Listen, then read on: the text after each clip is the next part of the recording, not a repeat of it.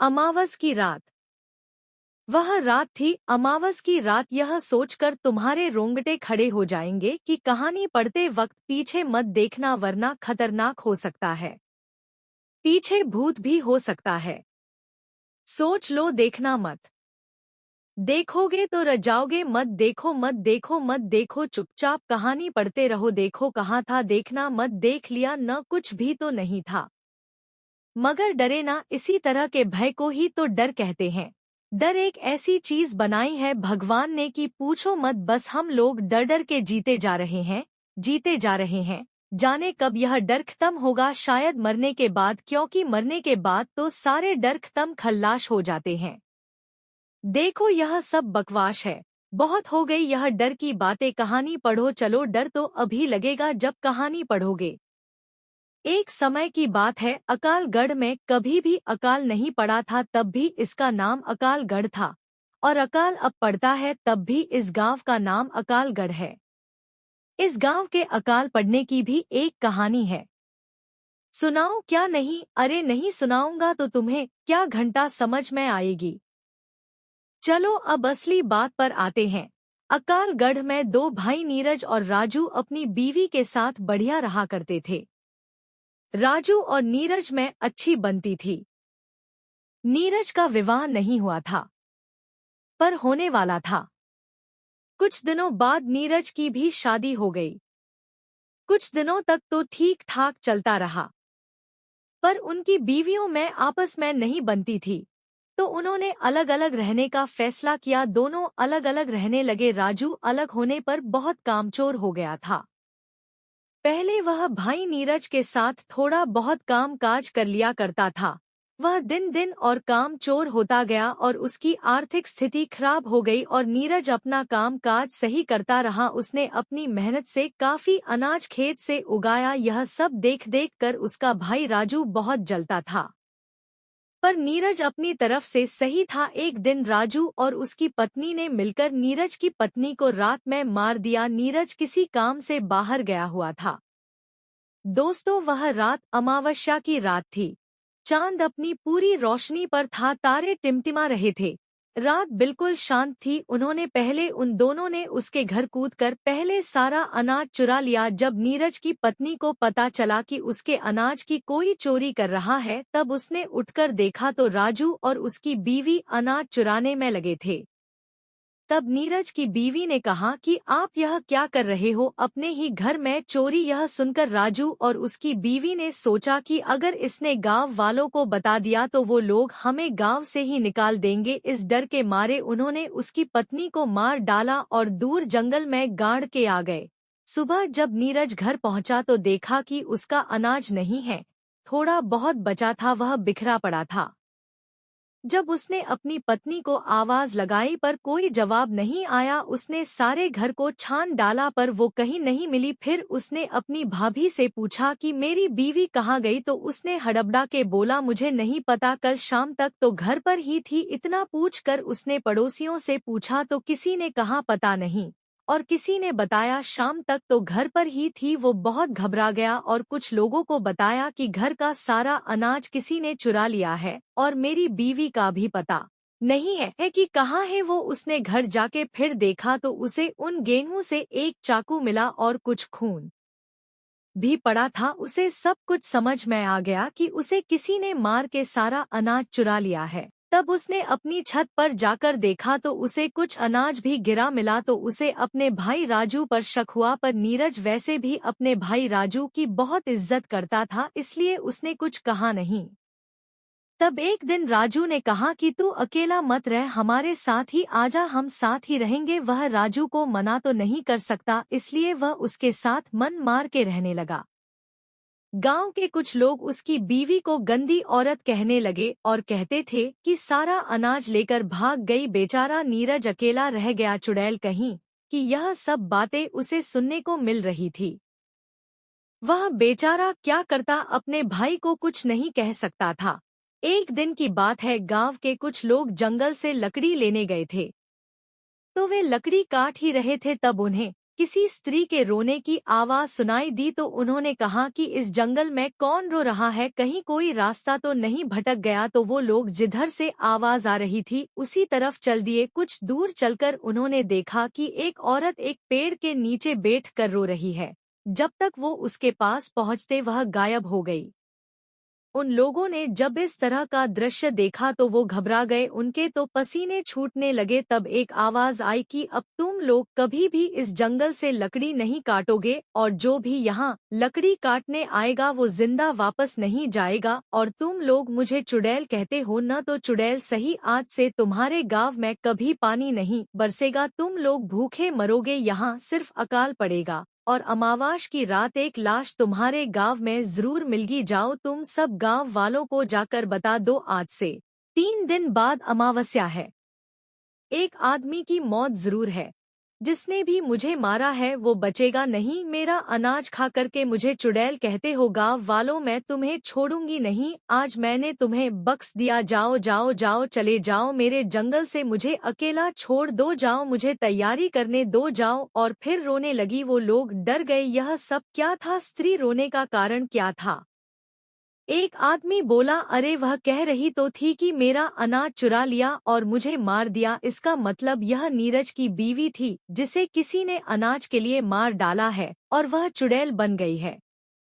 तभी एकदम एक भयानक चेहरा उनके सामने आया, तुम लोग अभी तक गए नहीं, जाओ यहाँ से वरना मैं तुम्हें भी मार दूंगी।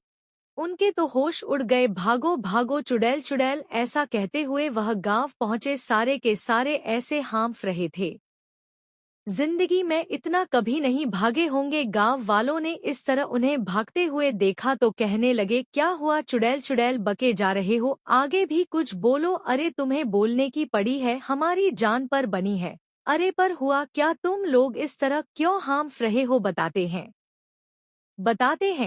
पहले सांस तो लेने दो। तब उन्होंने गांव वालों को बताया कि नीरज की बीवी चुड़ैल बन गई है और उसने हमसे कहा है कि मेरा अनाज किसी ने चुरा कर किसी ने उसे मार के जंगल में दफना दिया है। और वह कह रही थी कि अब तुम्हारे गांव में कभी पानी नहीं बरसेगा और हर अमावस्या को एक आदमी की मृत्यु होगी। जब तक उसकी आत्मा को शांति नहीं मिल जाएगी तब तक यूं ही वो लोगों को मारती रहेगी।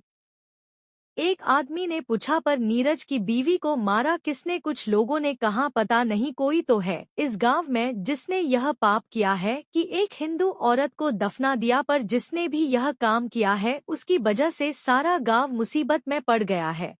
यह बात सुनकर राजू भी वहां पहुंच गया और सब बातें सुनकर उसके होश उड़ गए और वह घबरा सा गया और कहने लगा, वो चुड़ैल कोई और होगी, वह चुड़ैल नहीं बन सकती, वह तो अनाज लेकर भाग गई है। कुछ गांव वालों ने कहा, वो तो अमावस्या को ही पता चलेगा कि किसने उसकी हत्या की थी। चलो आने अपने घर जाओ, सब लोग जो होगा देखा जाएगा। राजू के चेहरे पर तो 12 बज ही गए थे और वह भागता हुआ अपनी बीवी के पास पहुंचा और बोला कि हम लोग अब नहीं बचेंगे, आज से 3 दिन बाद अमावस्या को वो चुड़ैल हमें मार डालेगी। वो बोली, तुम पागल तो नहीं हो गए, तुम्हारी तबीयत तो सही है, क्या हो गया है? चुड़ैल हमें मार डालेगी? कौन चुड़ैल? अरे वही नीरज की बीवी जिसको हमने मार कर जंगल में दफना दिया था। क्या? हाँ, वो सारे गाँव वाले कह रहे थे। नीरज ने यह सारी बातें छुप कर सुन ली थी और अनजान बनकर बोला, भैया इतना क्यों डरे हुए हो, कौन तुम्हें मार डालेगा? राजू, अरे नहीं, वो तो मैं तुम्हारी भाभी को उस चुड़ैल के बारे में बता रहा था। फिर यह सुनकर नीरज चला गया, पर राजू की रातों की नींद खराब हो गई। वह बहुत डरा हुआ था, वह सपने में भी उस चुड़ैल को देखकर डर जाता था। वो और उसकी पत्नी बहुत परेशान थे। उसकी पत्नी सोचती थी कि पहले वो मुझे मारेगी और वो अपनी सोचता था। दोनों ही डरे हुए थे, उन्हें समझ में नहीं आ रहा था कि क्या करे। 2 दिन ऐसे ही निकल गए। तीसरे दिन अमावास थी, सारा गांव डरा हुआ था, सब लोग यही बात कर रहे थे, पता नहीं आज किसकी मौत है। शाम होते ही सब लोग दरवाजा बंद करके सो गए। रात के 12 बज गए थे, सारा गांव जाग रहा था। नीरज तो बेफिक्र होके बाहर ही सो रहा था। गांव वालों को तो उस मनहूस घड़ी का इंतजार था। सारे गांव वाले डरे हुए थे, कुत्ते भौंक रहे थे, पता नहीं कौन सी कयामत आने वाली है। अचानक किसी स्त्री की रोने की आवाज सुनाई दी। सारे लोग डर गए। वो समझ गए कि वो आ चुकी है। नीरज ने देखा कि एक औरत रोते हुए उसकी ओर आ रही है। बाल फिकरे हुए चेहरे पर चांदनी रात में उसकी आंखें चमक रही थी।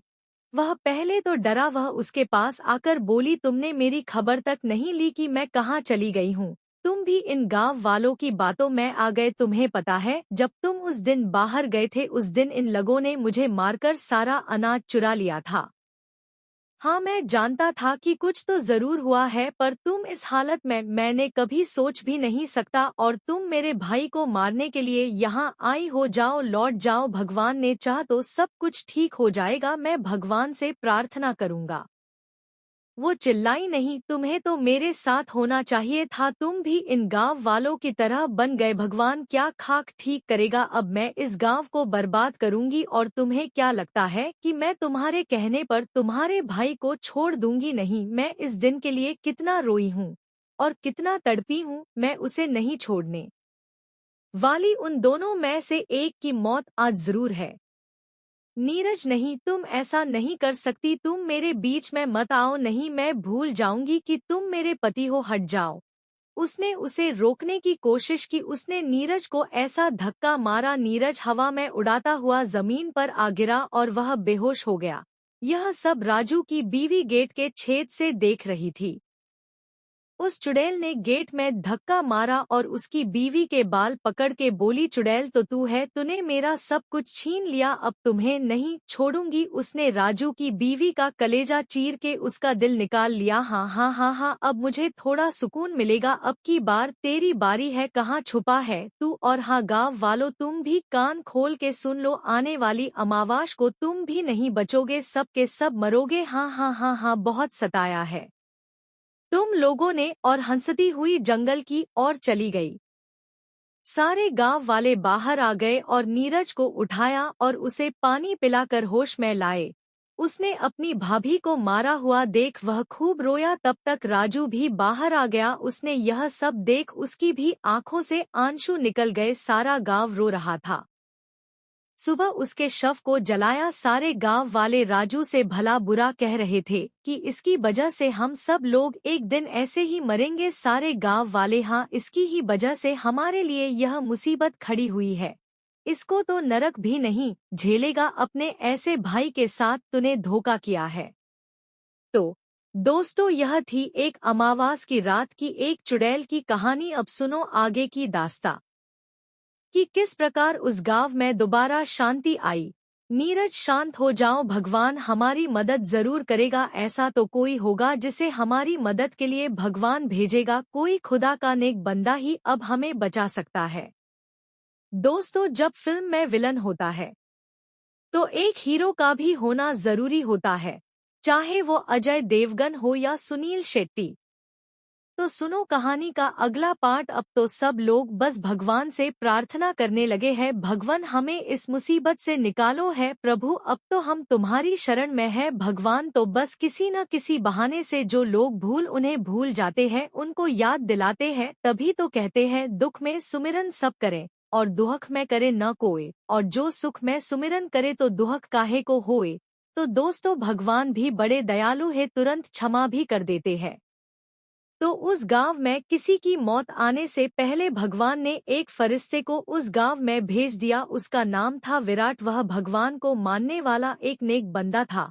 वह किसी काम से वहां से गुजर रहा था। रात होने वाली थी, इसलिए उसने सोचा कि क्यों न मैं रात भर यहीं ठहर जाऊं। वह उस गांव की ओर चल दिया। कमर में तलवार लटकाए हुए, राजाओं जैसे कपड़े पहने हुए वह पहुंचा गांव में। अजनबी को देखकर कुछ लोगों ने पूछा कि तुम कौन हो, कहां से आए हो? उसने कहा कि मैं विराट हूं और किसी काम से यहाँ से गुजर रहा था। रात होने वाली है तो सोचा क्यों न मैं यहाँ रात भर रुक जाऊं। एक गांव वाले ने पूछ, अच्छा तुम ही वो विराट हो जिसे लोग भगवान का भेजा हुआ फरिश्ता कहते हैं? उसने कहा, हाँ, कुछ लोग कहते हैं। सब लोग उसके पैरों में गिर पड़े। भगवान ने हमारी सुन ली, तुम जैसे फरिश्ते को भेज दिया। हमें बचा लो विराट, हमें बचा लो, हमें उस चुड़ैल से बचा लो। तुम ही हो जो हमारी मदद कर सकते हैं। विराट, अरे यह क्या कर रहे हो? पहले खड़े हो जाओ। फिर सब खड़े हो गए। अब बताओ बात क्या है? तुम इतने घबराए हुए क्यों लग रहे हो? अरे गाँव अमीन, एक चुड़ैल हम सबको मार डालेगी। अरे मैं आ गया हूँ ना, सब कुछ ठीक हो जाएगा। आओ सारे बताओ मुझे क्या हुआ है। तब गांव वालों ने सब कुछ बता दिया और राजू और नीरज को बुलाया और कहा, राजू तुमसे जो लालच में जो कुछ हुआ बुरा हुआ उसे तुम भूल जाओ और हमारा साथ देकर इस गांव को बचाओ। और नीरज तुम अपने बड़े भाई को माफ कर दो। नीरज, मैं तो भाई से कभी गुस्सा भी नहीं हुआ, मगर आप लोगों को लगता है कि मैं गुस्सा हूँ, तो भाई मुझे माफ कर देना। और उसने राजू के पैर छू लिए। राजू ने उसे उठाकर गले लगा लिया। दोनों की आंखों से आंसू निकल रहे थे। तब विराट ने कहा, हमारे पास कल का वक्त है और परसों अमावास है। तुम लोगों को किस किस चीज का इंतजाम करना है मैं बताऊंगा। अब आप लोग निडर होके अपने घरों में सो जाइए, सुबह मैं सबको बता दूंगा। विराट को गांव वालों ने बढ़िया पकवान, मिठाइयाँ और खूब मेहमान नमाजी की और बढ़िया बिस्तर पर सुलाया। सुबह होकर विराट ने सब गांव वालों को इकट्ठा होने को कहा। थोड़ी देर में सारा गांव इकट्ठा हो गया। तब उसने सबको बताया, हम सबको मिलकर उस चुड़ैल को मारना होगा। मैं सबको बताता हूँ हमें क्या करना है। कल रात पूरे गांव में उजाला होना चाहिए। कोई भी घर बिन उजाले के नहीं होना चाहिए। पूरे गांव को दीपावली की तरह सजा दो और सब लोग घर से बाहर होने चाहिए मेरी नजरों के सामने। और राजू, तुम अपने घर में हवन की सामग्री के साथ वहां बैठोगे। मैं यहाँ से मंत्र पढ़ूंगा और तुम आहुति दोगे। और नीरज, तुम जंगल में 2 लोगों के साथ उस चुड़ैल की कब्र को खोदकर उसके शरीर को जलना होगा। मैं तुम्हें कल सुबह यहीं मिलूंगा। अब सब लोग तैयारी करो। उस दिन की रात कब बीते सबको यही इंतजार था। सुबह होते ही विराट ने सब गांव वालों को इकट्ठा किया और कहा, तैयारी हो चुकी है गांव वाले। हाँ, हमने अपने घर में खूब सारे दीपक तैयार करके रख दिए हैं। सारी तैयारी हो गई है। शाम होते ही उसने नीरज से कहा, तुम 2 लोग लेकर यह लो। अब मंत्रित नींबू, यह तुम्हें वह कब्र कहाँ है यह बताएगा। यह जहाँ भी लाल हो जाए वही उसकी कब्र है। और यह लो लहसुन की मालाएं, अपने अपने गले में डाल लो। इससे वो तुम्हें छू भी नहीं पाएगी, चाहे वो कुछ भी करे। तुम डरना मत, वो किसी भी तरह तुमसे इस माला को उतारने की कोशिश करेगी, पर तुम यह गलती मत करना वरना वो तुम्हें मार देगी। अब तुम लोग जाओ, अपना ध्यान रखना। वो लोग फावड़े उठाकर जंगल की ओर चले गए। इधर सब लोग इकट्ठे होकर बैठे उस चुड़ैल का इंतजार कर रहे थे। उधर राजू अपना आसन लगाए हुए हवन पर बैठा था। रात के 12 बज रहे थे कि किसी के पैरों की आहट सुनाई दी। सब लोग उधर देखने लगे तो क्या देखते हैं कि बाल फिकरे हुए सफेद साड़ी में एक औरत चली आ रही है।